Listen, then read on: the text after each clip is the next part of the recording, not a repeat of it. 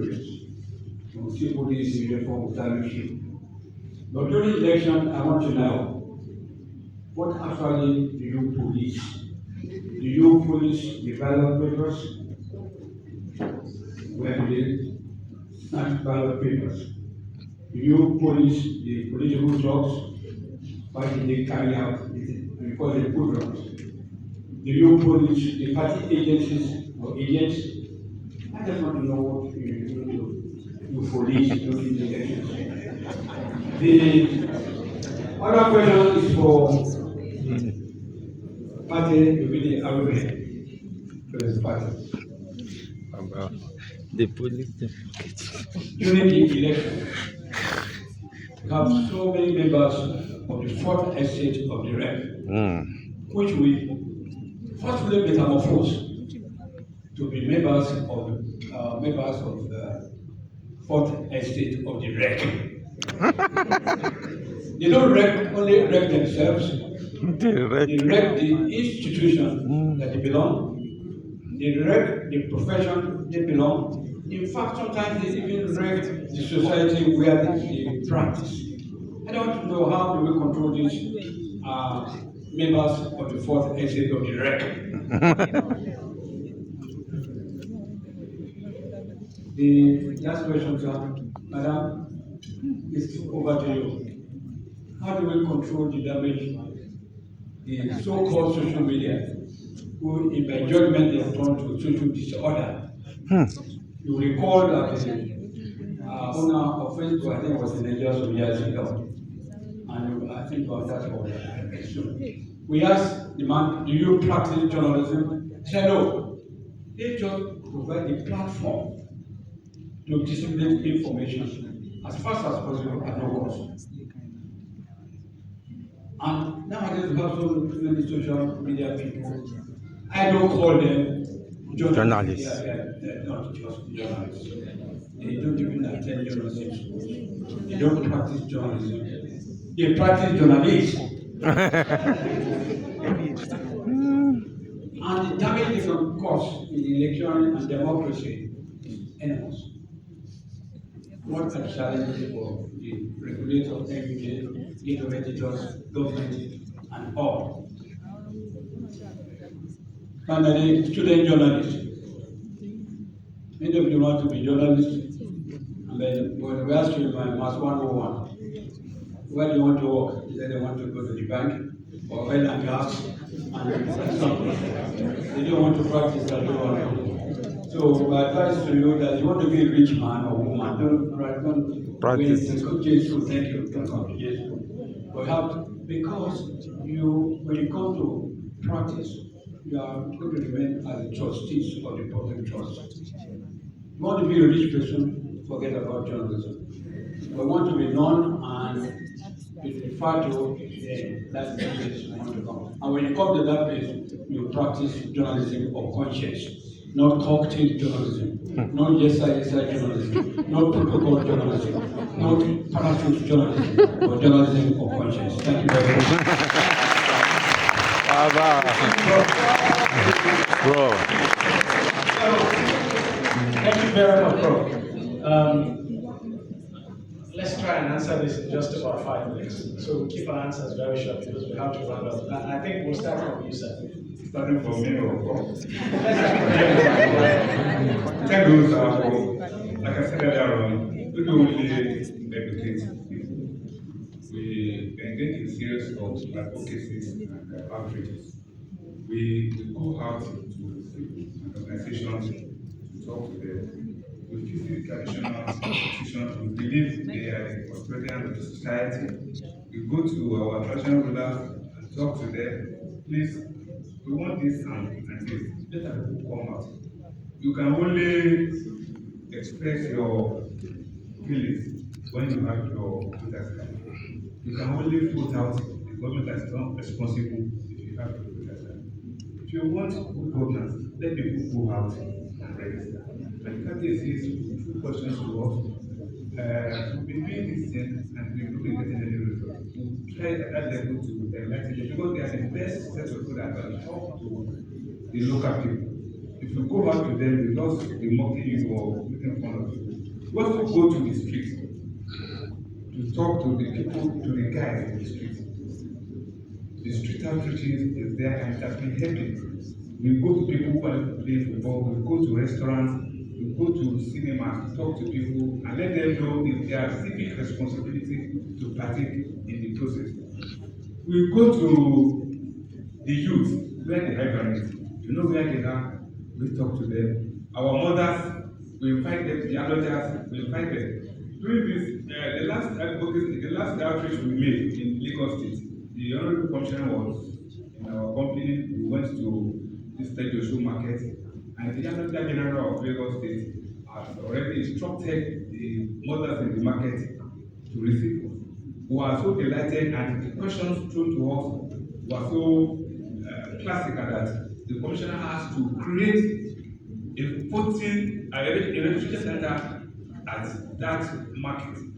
That instant, he directed that the HODICT should come with enough material and establish a electricity center here. It has been so effective. Like we said, we still need to improve on this, but we are doing our bit. And Thank you. thank you very much. Thank you. Mr. Placid, so what do you police?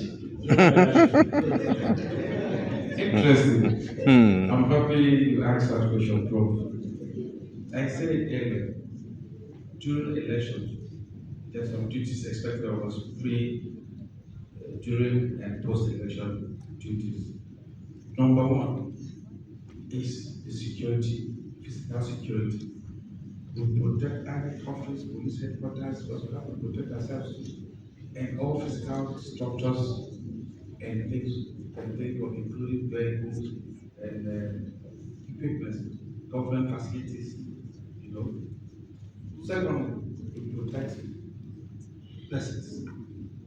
So, security of persons, whether you're INEC official, whether you're a candidate, you're a reporter, media personnel, or whatever, persons.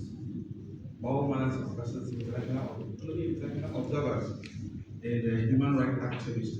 And then thirdly, we protect information security. Because if all the information has been captured, stored in the computer, and it goes into punch, before the last election, after the last election, there's been increase on fire incident at the INEC headquarters. So if, God forbid, INEC office is burnt down, it means the process has to start all over. So we protect information, whether it is stored, hard copy or soft copy, and we also protect events. So we call the election proper, the campaigns venue, the meetings, and the rest of them. So that is what we protect. Then, in addition to that, you asked the question, second part of the question talked about members of full estate. Yes, it is important to use this opportunity to inform members of the community that during elections, it is expected of you to report to accreditation. After the accreditation, if you go into any state or local government, it is absolutely necessary for you to get the number of the control room of that state. If you call me as a deputy commissioner of police, I will have request to call the control room to get in touch with the area commander or DP. But if you have, which you have that right, that number is open for everyone to have commissioner's number, commissioner's number, area commander. So if you find yourself in any state during elections, it is important for you to have a number of control room. Because once you call the control, they can always call the GP, area commander of wherever you are to order. Same things applicable to the number of the federal operations. And lastly, I would like to touch on the fact that we have interagency consultative committee on election security, and and that is the body saddled with the responsibility of streamlining the command and control of all the security agencies during elections. And for any major incident, once it is reported at that center, usually the police headquarters, if you have the hotline, you can always verify the information to clear your doubts. Thank you. Nabila, very quickly, please.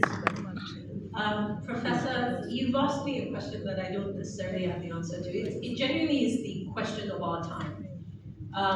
We're in an era, of course, we know generative AI, we're in the era where the question is, how do you believe what your eyes are seeing? How can you tell that what your eyes are seeing are the actual truth or not? And this is the realm in which a lot of the members of the fourth estate of the REC, as you say, are operating in. But interestingly, whatever the dynamics are, the dynamics that still existed even before social media. You have media houses that were created simply to foster, bad news, fake disorder, fake news, all of that. And this is a question that we've asked in our meeting with my boss. And one of the things that we are convinced about is that it's not the media that you come to for your information, not any longer. That's not what's going to happen. That's not where we are right now. It's the media that you go to in order to explain, in order to verify, in order to understand what it means for your life. Because if it's about breaking information, breaking news, if it's about giving information, there are 100 people for every I one like your reporter, 1,000 people for every one reporter who are either jobless or, the social media sites have also been designed in a way that encourages this kind of ill intent or fake news or whatever it is. So it's the question of our time, and I don't know that we have the answer just yet. But I do believe that for us who are members of the fourth estate of the realm, it is understanding that we are getting to a time where you won't be able to believe anything. So who is the platform that you go to, trusting and knowing that this one will be able to tell you that this is true and this is what it means for you? All right, thank you. Prof. Thank you, Prof, for giving us 4 questions and answer all.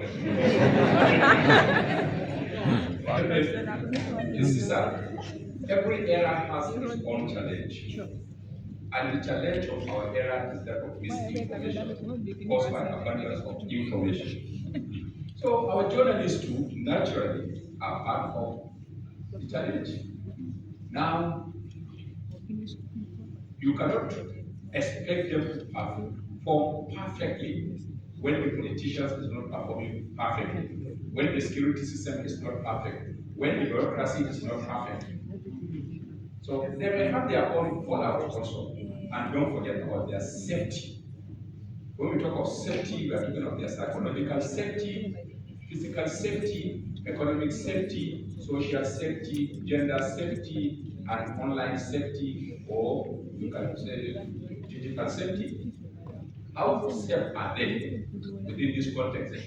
You just assured our young upcoming journalists that joining journalism is like signing treaty with poverty. It's like what you have told them.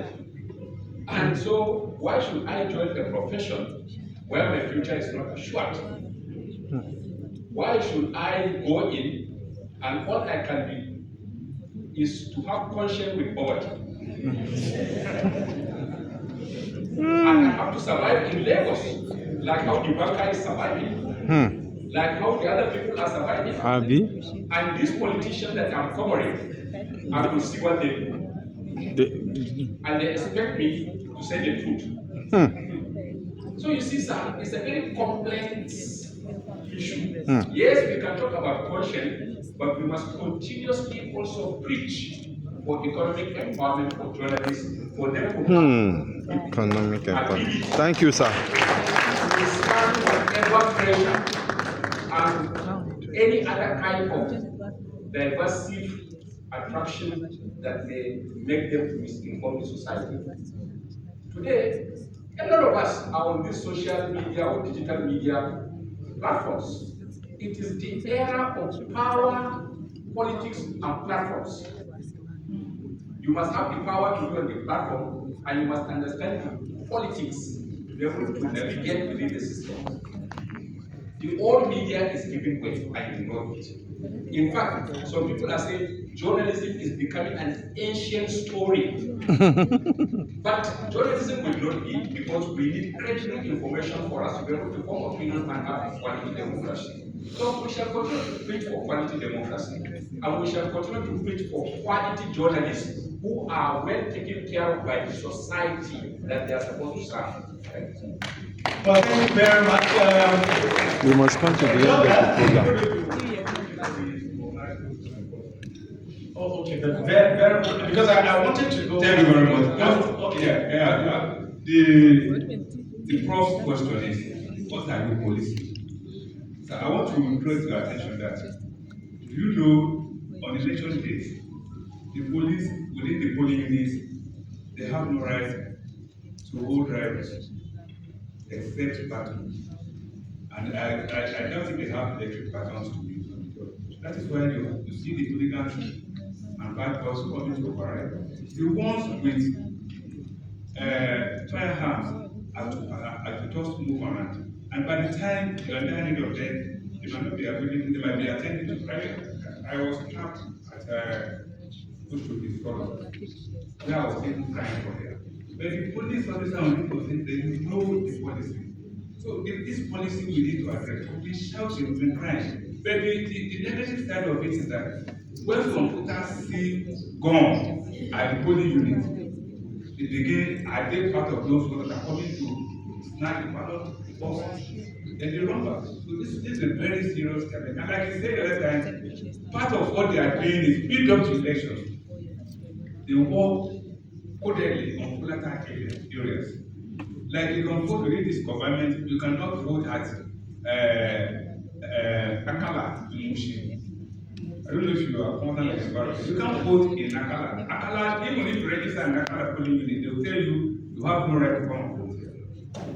Yes, because the senior bodyguards are here who are superior to, I'm very sorry to use that word, to the police.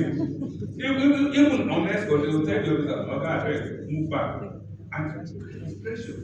So these are the challenges we are having as a commission out in synergy with the police. There are areas where they cannot operate. I need to tell you.